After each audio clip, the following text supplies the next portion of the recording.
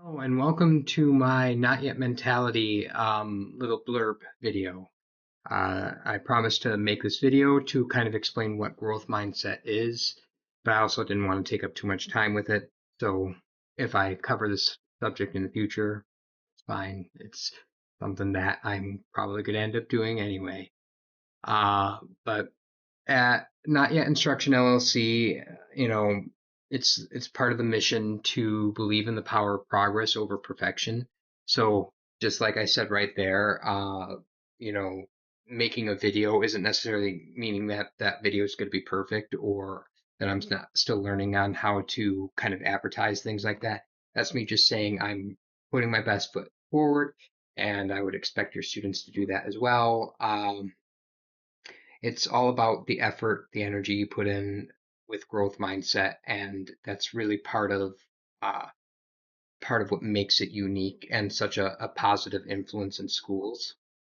So, teaching the growth mindset is the idea that intelligence and ability aren't kind of fixed mindsets. By that I mean they're not set in stone, and there's always something that you can kind of learn or improve upon. Now, does that mean that there's going to be sort of a return on investment in that? Like, is there going to be a period where you might not, I don't know, what's a great word to say? You might not get back as much effort that you put in, and you might not get as much learning out of that.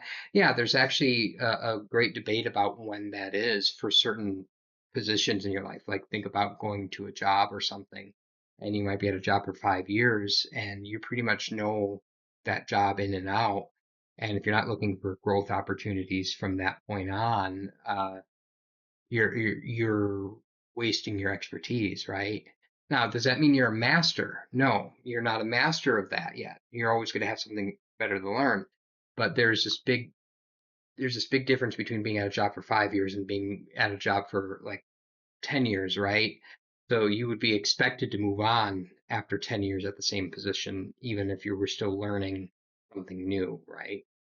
So that's kind of what I mean by fixed mentality. You're still growing, but you're not going to grow all at once, and it's going to take time. But there will be benchmarks of time where that effort will not bring as much reward as it used to because you were going to be moving on beyond that, and you should be moving on beyond that.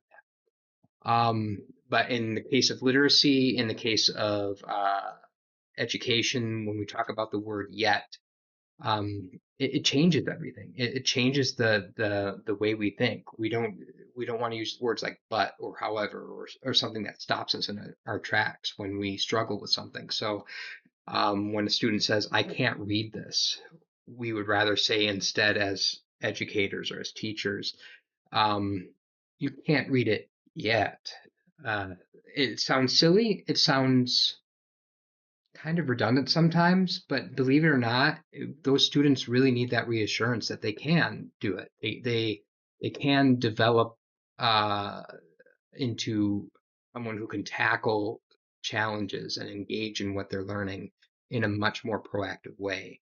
There's something opposite to that called learned helplessness. You might have heard this in the media. You might have heard this talked about a lot in maybe some reels or some Facebook vines. I don't even know what they call them now these days, but or TikToks.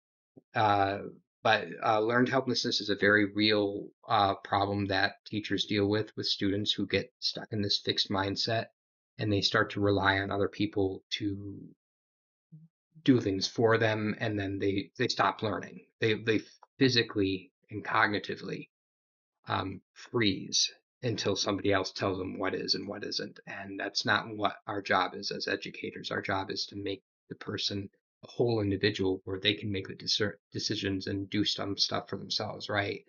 I had a mentor in my life. He taught me, I mean, I had a lot of mentors, we all do, but he taught me one really important lesson about freedom and the concept of what freedom is. And it was that how can you be free if you can't do anything for yourself? And that's kind of what we're trying to teach these learners.